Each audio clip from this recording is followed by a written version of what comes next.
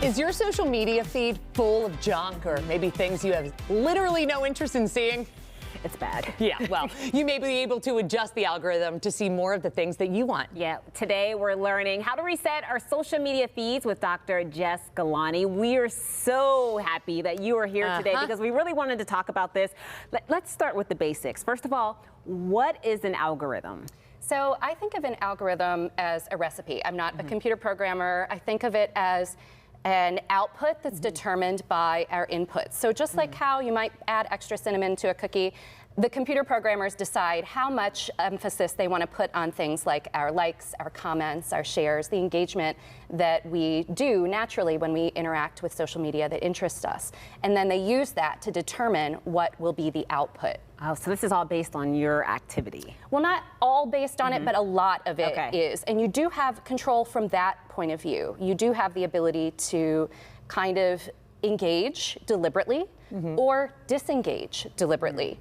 So if you've seen things that you don't want to see, you can hide them, you can mute them, you can say, I don't like this. Sometimes there are options depending on the platform. Every platform is different. Yeah, I use those often. And there's something, it's like telling off an ex. I'm like, no. Snooze, I have no interest in you.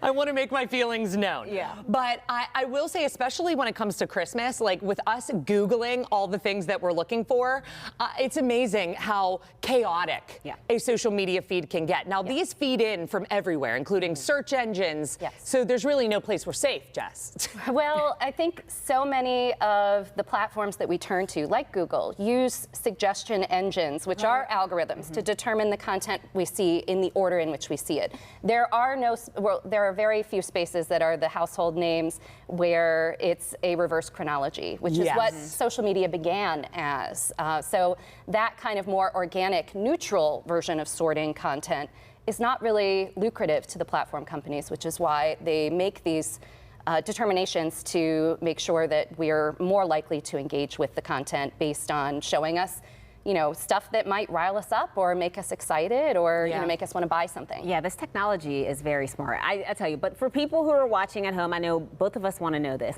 Like, what do we need to do to change our social media feeds? Because it seems like even if I don't even have to stop on something, even if I hover over it for 0.2 seconds, It knows. It knows. I'm seeing more of it. Everything that we do is kind of collected as data when we are on a browser, on a platform. So it can be, we inadvertently like something and then it's like, oh no, now my algorithm's going to be all about this content that I'm not interested in. So in those situations, the best thing you can do is to go back and actually exit out or hide it or mute it or make sure that it is, it's clear to the platform that you don't want to see it. Right now, my algorithm is all consumer-related stuff, but also Wicked-related stuff because my family went to see Wicked. I see all of the behind the scenes, all of the interviews, and I'm enjoying it, I'm loving it, but I also, eventually will want to search strategically to get that algorithm into some other space. Absolutely. And resetting, I think, is important for all of us to do, especially in the new year. We were all bombarded with way too much information, more than any human really should be. So to reset, you would say that the options are there on each individual app? They are, and there's a scale, a kind of spectrum of options. You can do things incrementally by doing that kind of engagement/disengagement that I mentioned, or you can go into the content preferences, into the privacy settings of your platform, and you can change ad preferences, you can block specific words, you can, and then you can take the nuclear option and, unfollow everything. TikTok allows you to actually go through